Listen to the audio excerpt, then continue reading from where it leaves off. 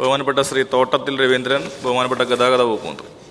Sir, Kozhikode KSRTCയുടെ ഉടമസ്ഥയിലുള്ള 3 acre 26 cent സ്ഥലത്ത് 2 acre 44 cent ഭൂമിയിൽ 3,14,000 square feet വാണിജ്യ സമുച്ചയം KTDFC സ്വന്തം ചിലവിൽ BOT കരാർ പ്രകാരം നിർമ്മിക്കുകയുണ്ടായി. 2016 പണി പൂർത്തിയാക്കിയ പ്രസ്തുത കെട്ടിടത്തിൻ്റെ അന്നത്തെ ചെലവ് 60 കോടി രൂപയായിരുന്നു. എന്നാൽ പല സാങ്കേതിക കാരണങ്ങളാലും ബിൽഡിങ്ങിൻ്റെ ലേല നടപടികൾ നീണ്ടുപോയി. 2 തവണ ലേല നടപടികൾ ബാങ്കിലും പൂർത്തിയാക്കാൻ വേണ്ടി സാധിച്ചില്ല. നിലവിൽ ആലിഫ് ബിൽഡേഴ്സ് എന്ന കോഴിക്കോട് ആസ്ഥാനമായ ഒരു കമ്പനി തന്നെ ലേലം ഏറ്റെടുക്കുകയും 17 കോടി രൂപ തിരികെ ലഭിക്കാത്ത വ്യവസ്ഥയിൽ പ്രതിമാസം 48 ലക്ഷം രൂപ നൽകാനുമാണ് കരാർ. എന്നാൽ അതിനുശേഷമാണ് കെട്ടിടത്തിന് ബലക്ഷയമുള്ളതായി മദ്രാസ് IIT റിപ്പോർട്ട് പുറത്തു വരികയും ആയത് പരിഹരിക്കാൻ 30 കോടി രൂപ ചെലവ് വരുമെന്നും കണ്ടെത്തിയിട്ടുള്ളത്.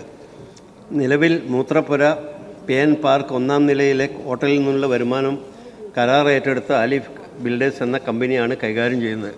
ഇത് 2 വർഷങ്ങൾക്ക് മുമ്പ് നമ്മുടെ അന്നത്തെ ഗതാഗത മന്ത്രിയായിരുന്ന അഡ്വക്കേറ്റ് ആൻ്റണി രാജുവും ഞാനുമൊക്കെ ചേർന്നുകൊണ്ട് അതിൻ്റെ നടപടി നടത്തിയതായിരുന്നു. പക്ഷേ നിർഭാഗ്യവശാൽ ഒന്നും നടക്കാതെ KSRTCക്ക് ഒരുപാട് ബാധ്യതകളുള്ള, ഗവൺമെൻറ്റിന് ഒട്ടേറെ ചെലവുകളുള്ള ഒരു സ്ഥാപനം ഈ പല കാരണങ്ങളാൽ 8 വർഷമായിട്ട് ഒന്നും ചെയ്യാൻ പറ്റാത്തൊരവസ്ഥയിൽ പോയിക്കൊണ്ടിരിക്കുകയാണ്. അടിയന്തരമായിട്ട് അതിൽ ഇടപെട്ടുകൊണ്ട് നമ്മുടെ ബഹുമാനപ്പെട്ട മന്ത്രി, മുഖ്യമന്ത്രി എന്നെ സംബന്ധിച്ചൊരു മീറ്റിംഗ് വിളിച്ചിട്ടുണ്ടെന്നാണ് ഞാൻ മനസ്സിലാക്കുന്നത്. അടിയന്തരമായിട്ട് അത് പരിഹരിച്ച് ആർക്കെങ്കിലും നൽകിയിട്ട് നല്ലൊരു വരുമാനം ഉണ്ടാക്കാനുള്ള നടപടി സ്വീകരിക്കണം.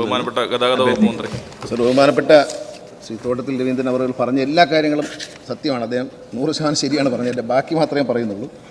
മുഖ്യമന്ത്രി ഒരു യോഗം വിളിച്ചു ചേർത്തിരുന്നു ഇക്കാര്യത്തിൽ. കാരണം KSRTCക്കും നാടിനും ഒരു നാണക്കേടായിട്ട് ഈ വലിയൊരു കെട്ടിടം നിൽക്കുന്നത്, ആ ഒരു കാഴ്ച ഒഴിവാക്കണം എന്നുള്ള നിലയിൽ അദ്ദേഹം ഒരു മീറ്റിംഗ് വിളിച്ചു.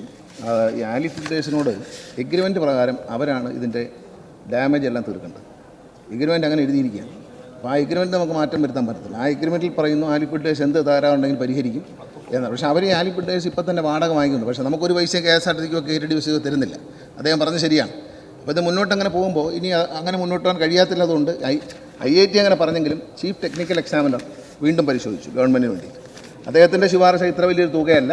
ഒരു നല്ല ടെക്നിക്കൽ സ്ട്രക്ചറൽ എഞ്ചിനീയറിൻ്റെ കൺസൾട്ടൻസിയോടുകൂടി ഗവൺമെൻറ് അംഗീകരിക്കുന്ന ഒരു ടീമിനെ വെച്ച് പരിശോധിച്ച് ആലിഫ് ബിൽഡേഴ്സിനെ പൈസ മുടക്കി പണിയുക എന്നുള്ളതാണ്. അത് സംസാരിക്കുന്ന വേണ്ടി ചീഫ് സെക്രട്ടറി ഇക്കാര്യത്തിൽ ചുമതലപ്പെടുത്തിയിരിക്കുകയാണ്. ആ സംഭാഷണം വിജയിച്ചില്ലെങ്കിൽ പിന്നെ അടുത്ത സ്റ്റെപ്പിലേക്ക് കടക്കും.